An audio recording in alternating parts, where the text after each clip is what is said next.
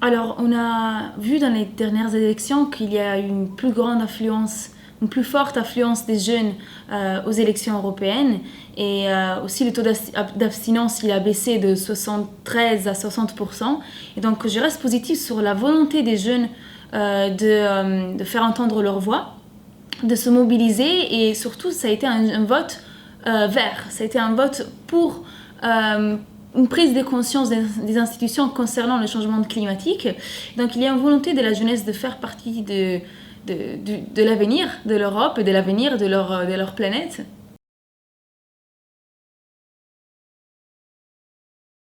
Les principaux défis auxquels l'Europe sera confrontée, ce sera la digitalisation, donc l'accès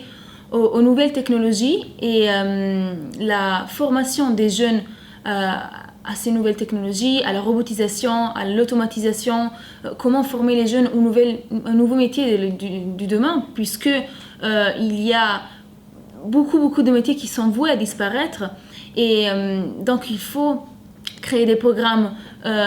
surtout pour l'accès des jeunes femmes au STEM, mais aussi il y a un challenge et un défi démographique. On est une population de plus en plus vieillissante et comment s'assurer que notre modèle de retraite, notre modèle de fiscalité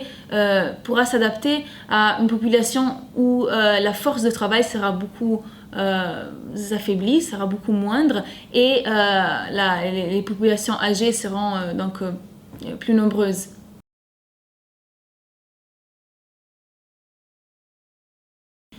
Alors,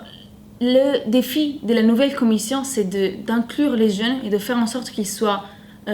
pris en considération, que leur volonté soit prise en considération, mais aussi qu'ils soient des acteurs dans l'écriture de projets. Alors, en tant que jeune experte pour l'Afrique et l'Europe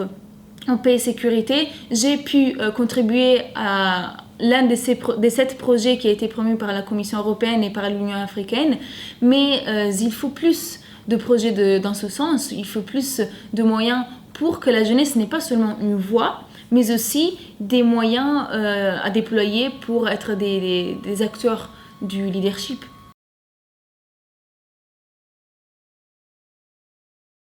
Alors le prix des jeunes européennes de l'année qui m'a été décerné en 2019, c'est un prix par la Fondation Schwarzkopf qui vise à récompenser les jeunes pour leur engagement pro-européen et en faveur d'une Europe plus inclusive.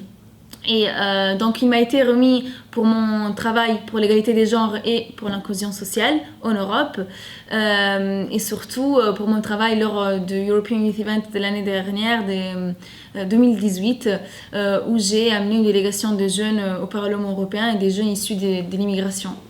Ma volonté, c'est de faire en sorte que la représentation européenne soit plus inclusive et que donc même les minorités aient une place au niveau politique.